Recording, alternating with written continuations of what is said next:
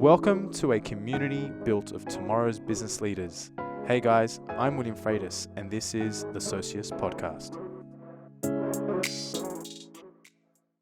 Socius, welcome back to another episode. Today we've got Wendy Lloyd Curley. Wendy, hello. Welcome. Thank you. Thanks for having me. Tell us a little bit very quickly about you and your business. All right. Well, I run a company called Strategic Networking. Mm-hmm. It's a company all about helping people to prepare for, execute, and get results from the networking that they do for their businesses.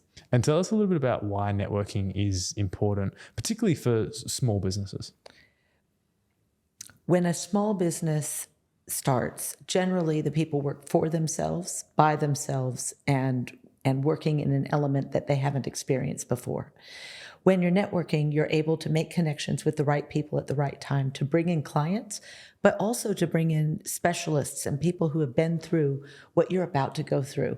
So you can really develop deeper relationships with people and learn what to expect, how to overcome obstacles, how to learn new skills. It's amazing what a strong network would be able to provide you. And obviously we hear it thrown around all the time. Your network is your net worth, and very much is the case. But I imagine a lot of the listeners out there are, a lot of our audience is small business owners, right? Or small to medium business owners or professionals looking to start their entrepreneurial journey. Exactly. We often find that the experience is networking can be quite daunting, and the art of conversation is not an easy one. Absolutely. Now, what are some of the tips that you can give in that aspect? Well, first of all, one of the things that I find that people either feel uncomfortable networking because they feel very much like they're selling and they can't really get cut through when they go out. So it makes them uncomfortable. Alternatively, they may be very comfortable talking to people and going out in conversations, but they aren't getting effective return. They're not making anything happen. So those two things are the biggest problems: discomfort with it, or just a lack of effectiveness. So some of the things that I really like to help people with is, first of all, overcoming the expectation of selling. Networking is not selling. They're two completely different skill sets. And selling does require skills, planning, preparation, processes, and follow through and delivery. Networking is more about connections, making those connections with people in order to progress forward a conversation, or more importantly, to be connected to the right people. We have conversations each and every day with people who they probably have people in their network who we should have access to. So what we need to do is learn the skills of unlocking those potential connections. Right. Yeah. And so that's obviously going to help a lot of, I guess, the uncomfortable nature of speaking. And I 100% agree that a lot of people sometimes conflate the two issues around networking and selling. And it really isn't selling. It really isn't a case of you bringing forward a product or a service or selling your business. It's the art of being able to identify people in your network or creating a network that can provide value further just what your business provides, right? 100%. So if you know who to connect with or who you want to connect with, you can then have conversations where you can draw those people out of the conversation. Yeah, really and so helps. Some people might hear when they hear you say that, they might think, okay, well, I don't know, I'm a mortgage broker. I'm looking for people who want to buy homes. It's not always the case, right? Well, it is. That's your target market. Although that's a pretty broad target market, that's a lot of people. You might be able to be more specific in that. But that said, that's only one of the conversations that you might be looking for. You also might be looking for the people who will collaborate with you and send you people who are looking for that. So you might be looking for real estate agents, or you might be looking for interior decorators, or you might be looking for stylists who are styling homes for sale, knowing that when it gets sold, the people are going to need to buy their next home, or wills and estates lawyers, or a whole variety of different people who you'd be able to get referrals from. I call those the people who could refer to you. Likewise, there's the people you could refer your clients to. So there's another target market that you could look for. Networking is about connecting with not only your potential target market, but also the people who can send them to you and the people who will serve your target market well. And I think you and I were having a conversation probably a few years back, actually, where it's all about identifying what your process is like. And that's not just a sales process, but it's like what we call internally at Confio a customer journey process. You know, what is it like when a client first comes to us, and what conversations are they having? You know, what's their mindset at that time? Who are the people they're working with?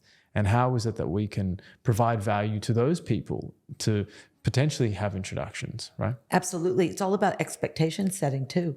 If I'm going to make referrals or give recommendations to you or about you to potential clients, I need to be able to give them that expectation setting.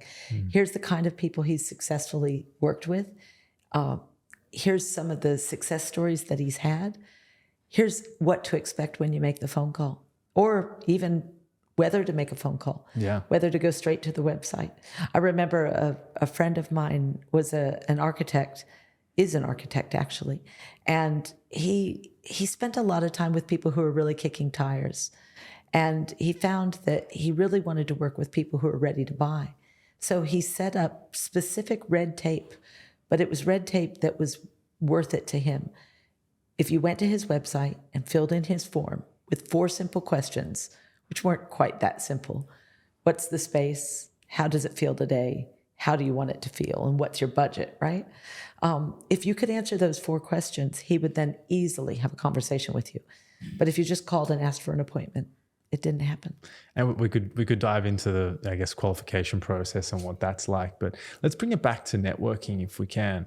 And, you know, trying to identify additional tips that we can give people to be a little bit more comfortable in that space. Because I think particularly now where we're at, you know, economically, where small businesses particularly are needing to drive demand for their business. Yeah. And, you know, there are a few ways they can do that. You know, they can advertise, a little bit of marketing, but a big part of that can be networking. And that's not just networking at events. It could be networking at barbecues or family events, whatever it might be. What are some other tips that you might be able to provide? Well, the one I thought that we'd bring to you today is about improvisation. So I thought that the biggest tip or the biggest skill I could help people with is the ability to have a conversation with anyone, anywhere, anytime, whether they're in a different business to you or a different country to you or a different company. Doesn't matter who they are. And the art of improvisation is where that comes from. Now, I think about this and I relate it to my music industry because I'm in the music industry, and we often talk about how people will play the guitar or play the piano and they'll improv a solo. And also it made me think a lot about the comedians that are out there in the world, especially the ones on shows like Whose Line Is It Anyway, you know, where they're just thrown a topic or two and a situation and then they start to improv around it, and it ends up being absolutely hilarious. Well, I did a bit of research. You can take courses in improvisation, and the courses that are in improvisation actually teach you the elements of that, and it comes down to a few basic things. So I did a bit more soul searching around networking and how that would work, and it comes down to preparation, listening, responding, and following up. These are the 4 basic elements of improvisation with regard to networking. And the thing that I also learned, and this is the hard part, is that improvisation doesn't come from being able to make stuff up on the fly without hard work. It's not gift of the gab. No, it's not the gift of the gab. I can tell a story about myself. When I was selling candles. So part of my background is that I was in a multi-level marketing company for about 15 years, and I was very successful in it, but I wasn't at first. I'd never been in a selling environment before. I came from a marketing corporate background in telecommunications. So to move from telecom to candles was quite the change already. But to move from marketing to sales was an abrupt change. I recall being trained by my upline, and she would explain what I should say on the phone. And we would do these role plays. I remember being so flabbergasted by how eloquent she eloquently, see, I can't even say the word, how eloquently she would speak about what she had to offer and what she was doing. I wanted to be able to do that myself. And I wanted to record, basically. I said, how can I record that, transcribe it, have the script written there, and just do it? She said, well, Wendy, the only reason I can do it this easily is I've done it a lot of times, and I know my topic. Well, I took that with a grain of salt. I kind of sat there, and I remember being just awfully, my stomach was fluttering when I would make phone calls the first year or so that I would do it. And I'd call people, and these weren't cold calls. I was calling people I'd already met, and I was trying to have conversations with them. The thing is, it is about repetition. It's about practicing what you do, who you do it for, and what kind of people you want to be connected with over and over and over again. And it requires that homework at first. So the pre-work is really knowing who your target market is. Getting super clear and razor sharp focus on who it is. And the best way to do that, I find, is through stories. So a story that you can tell about a current client, and make it your best client. You might as well make it the one you'd like to duplicate over and over and over again. So think about them and maybe change their name or change their industry if that's appropriate, but tell a story about the pain points that they have and what they're doing. Really understand them. In marketing, we call it creating an avatar, but I don't want to use a whole bunch of jargon. Really just tell a story to yourself and maybe write it down about your favorite client and what they had as a problem, how you resolved it, and what their result was.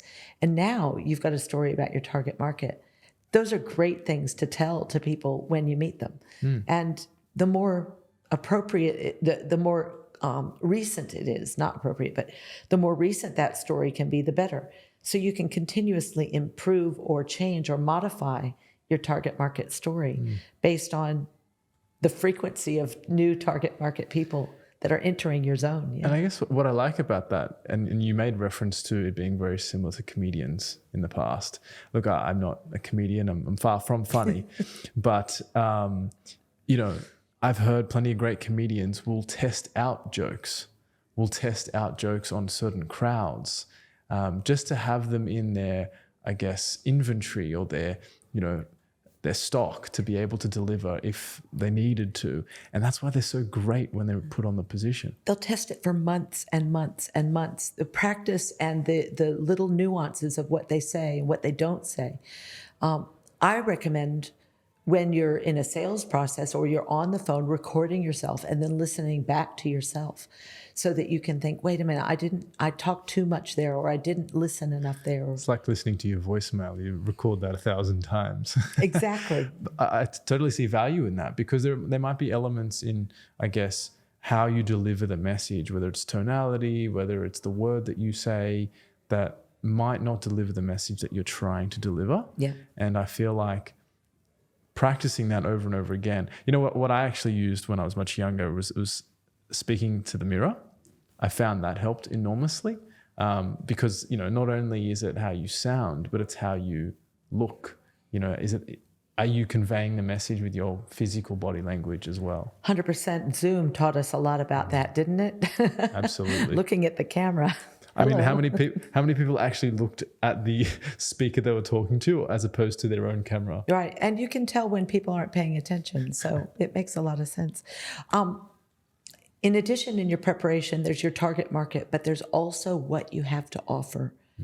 And what I'm looking for when I'm networking, and this, again, it will feel improvised when you do it well, but it's really well practiced.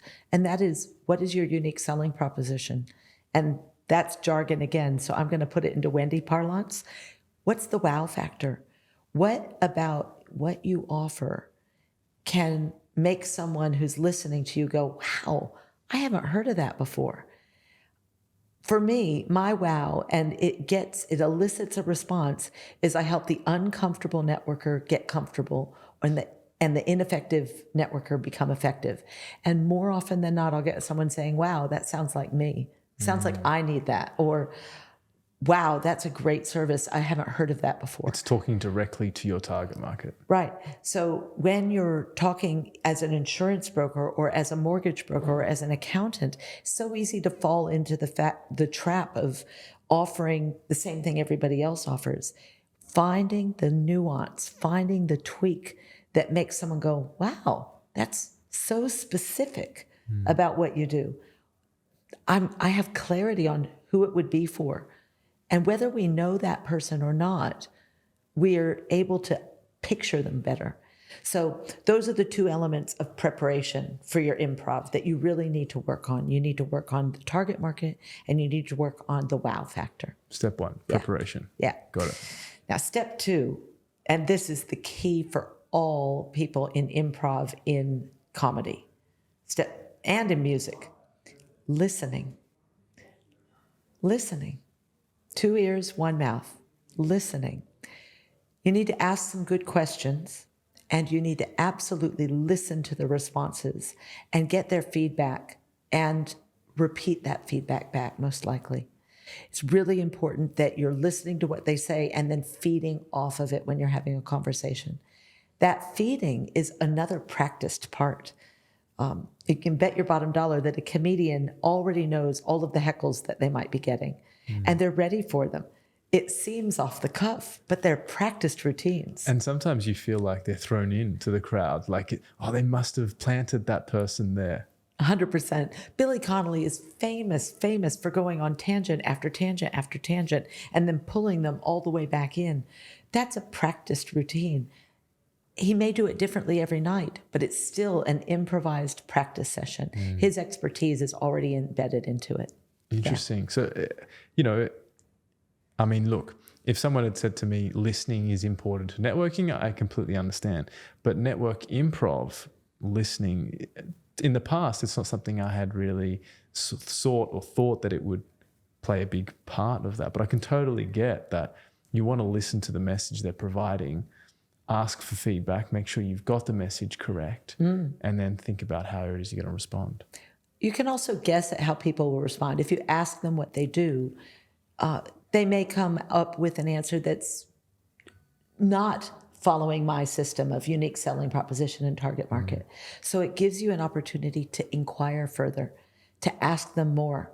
So kind of, who are the people that you would actually serve best? And if they say anyone, then you can target that a little bit more. What's your favorite client?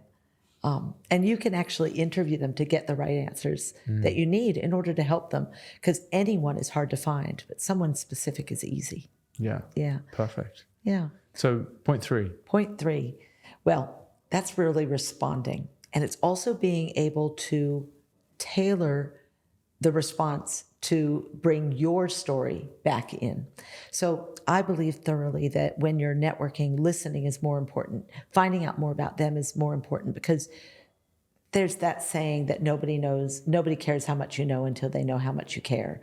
And there's also that theory that people love talking about themselves. And I find both of those fairly true. So I like to ask a lot of questions and find out more about the other people and almost make them really want more to find out about me once they feel like they've kind of taken over the conversation. That's a great position to be in, because now I know I've got permission to speak. Sort of like an encore when you're doing a musical performance. You don't really want to go back if they kind of want you. You want them to be raging fans. So when you're having a conversation, being able to engage that, so it's responding to them in a way that they responded to you. It's so interesting. I a long time ago was told once that to be a great conversationalist, all you need to do is listen and ask the right questions. Yeah. And you might not even share an element of yourself or your business, but you're asking the right questions. I bring it back down to curiosity, being curious as to who it is you're talking to. And then they might walk away from that conversation saying, wow, that person was a great conversationalist. And all you did was ask 1,000 questions. That's exactly right. And what I'm loving about the first 3 steps really is they have nothing to do with, well, whilst people don't understand it, there's no element of selling your business. There's no selling. No. It's really just being curious, getting to know the person that you're talking to, and understanding what it is that they do and what markets they serve and where you can help. Absolutely. Step 4 is the place where the selling conversation could occur if it lent itself. So if the conversation leads itself to, wow, I could use your services, sounds like a pain point that I have, or I definitely need your services, then that's where the follow-up comes. And of course, follow-up is the 4th and final step. But if you've really identified clearly what you offer, then and who you offer it to, and they opt into that, the conversation can shift from networking to selling. And that, in my opinion, depending on your environment, if you're having a one-to-one conversation, you can say, listen, would you like me to give you more information about that, and get their permission and move, officially transitioning yourself. But if you're in a networking environment, I find a lot of people do this at a Chamber of Commerce meeting. They've met someone for the first time. They've actually gotten to a conversation that's worth going forward. That's when I would ask for their business card. I'd say, listen, I'd love to follow up with you more about this when we can have some conversation about it with each other. May I follow up with you, and get their business card or get their LinkedIn contact so that you can follow up with them. There's a fine line, is there? You know, obviously you're spending, you know, if you look at the 4 steps, you're spending 75% of that interaction, or probably even more, giving, listening, understanding, and then you can close if you feel like that there's an option. I don't want to use the word close because that probably brings a few other, connotations, but if you see the opportunity is there and it will be well received, then why not? What do you think are some of the limiting factors that people don't want to close? Because often you might find there are people who have the conversation, but they're like, I don't want them thinking poorly of, me wanting to sell, or I'm at an event and I don't want to be pushing my business. What are your thoughts on that? Well, the limiting factor is that they don't value the service that they're offering, because really, honestly, if they're offering a service that client needs, then they are actually solving a pain point for that person. So it's really about confidence. And to be honest, I would say that if you can get conversations where people are saying, I need your service, but you're unable to get them from that to, I'll buy your service, that's a sales conversation. That's a sales skill that needs to be developed. And it's really important to think those things through and to get the training there, because that's a good problem to have a lot of interest and income potential. And then all you need to do is learn how to convert that.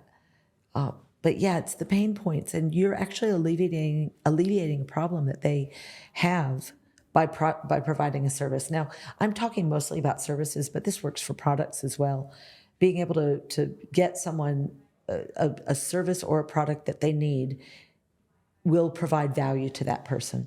I think this is so valuable, not even just to networking, but the broader marketing conversation of any business, any product, any service. Getting connected to the value you provide is paramount to making sure that you can get to your client and grow your business. Absolutely. Yeah. When I think about even what I offer, teaching people how to get more comfortable networking or be more efficient at it, the opportunities that they have to drive income and derive income for their businesses is, 10, 20, 100 times more than the cost of getting the service. I need to value that. So I need to make sure that I understand what I have to offer, what value it will have for most of my clients, the target market that I have, and what benefits they'll be able to get from it. And I need to be able to demonstrate that as well, of course. Testimonials will help, and testimonials are a really cool part of the storytelling that you do when you're networking. Yeah.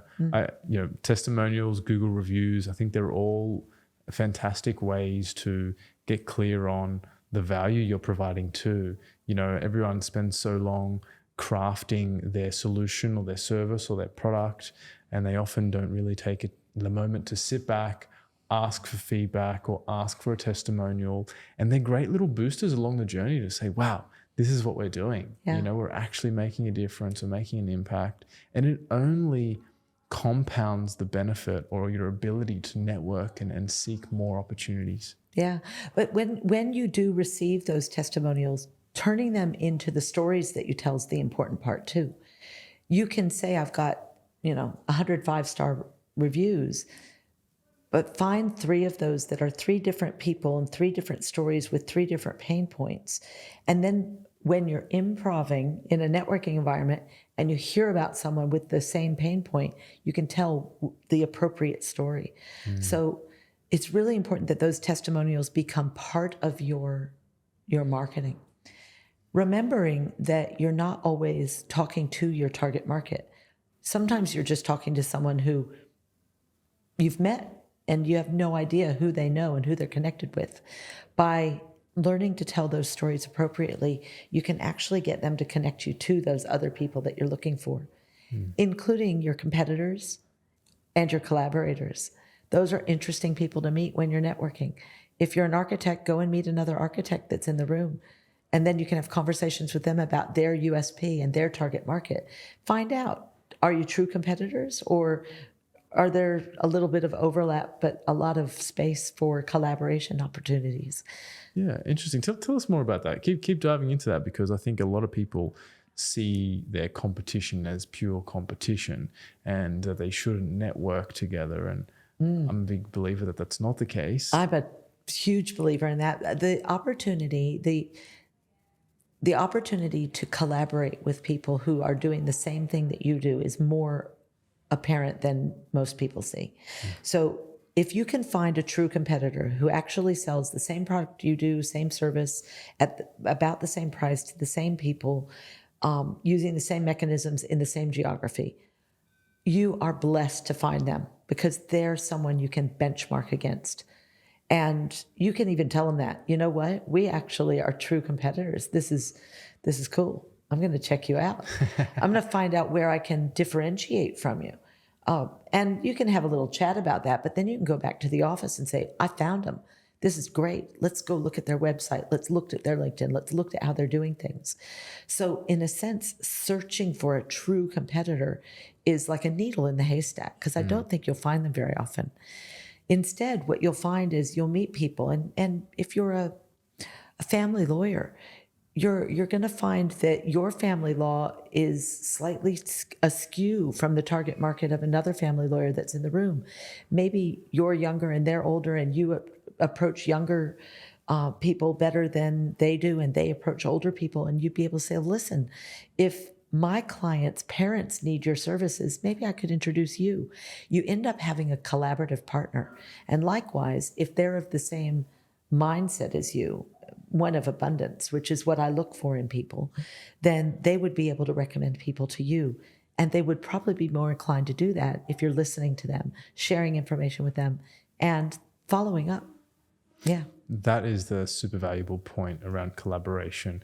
I had a lady in her late 40s reach out to us, and she was a little yoga studio in Victoria, and she said she'd been struggling post-COVID, that it really impacted their business. And I have no doubt she's listening to this and thinking, normal competitors, yoga studios in the space, they're my direct competitors. But if you really think about it and took the time to network with them, you might find they're collaborators. And it might be a different age bracket. It might be not only just geography, but different elements, different styles, and they might be able to collaborate together as an occupation or as a class of wellness in total. Absolutely, 100%.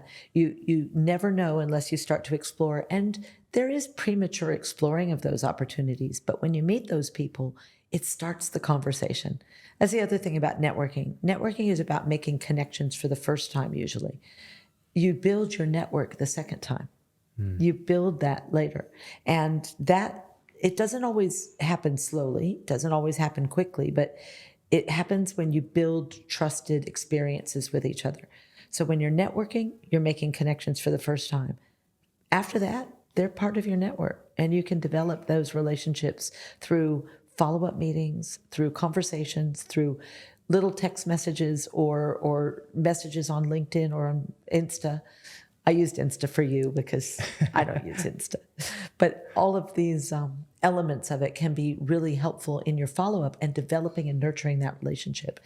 Over time, you might figure out that, yeah, that Bikram yoga studio is one that some of my clients would actually enjoy.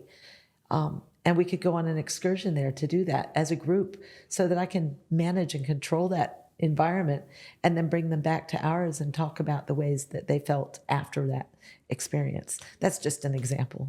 Absolutely. I mean, look, I think there are so many strategies that are so underutilized. Things like text messages or just phone calls, just to allow the person that you connected with on the first instance to let them know you were thinking of them. I like to get quite personal. I think there's no such thing as work-life balance. We could dive into that further, but we won't.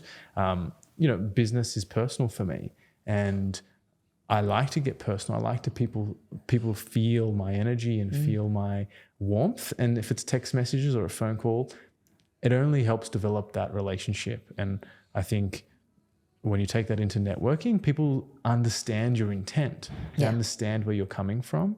And so, I think the 4 methods are definitely, or the 4 steps are definitely fantastic. Now, I don't want to mess this up. It's preparation, listening, response, and follow-up. Absolutely. And that is the 4 steps to improvisation. Improvisation. Networking improvisation. Well, and that's the same thing with music. You prepare, so you practice, you know your scales, you know what you're doing, you practice ad infinitum, really. And then you've got the skills and you know what you're doing. You can go then and listen to the other people who are playing, find out what key they're in, think about whether it's major or minor, find out what the feel is, and then you play that song. And then they play back and you respond to them and you're listening and you're feeding back and going back and forth with each other. And you follow up by asking for the next gig because you had such a good time. Yeah. I feel like we could talk for hours on this and jump into language, because you don't even have to talk the same language at times. It's just the energy transmission, really. But Wendy, thank you. That's a little bit about networking improvisation. Yeah. And I've no doubt people may want to reach out to you and learn more about strategic networking. Where can they find you? On www.strategicnetworking.com. Perfect. Wendy, thank you for coming on the show. Thanks for having me, Will. It's great to be here. Socius, thank you for joining us today. Please hit the subscribe button if you've enjoyed this episode. And if you'd like to be part of the Socius community, follow us on Instagram, Facebook, and LinkedIn to stay in touch. Cheers.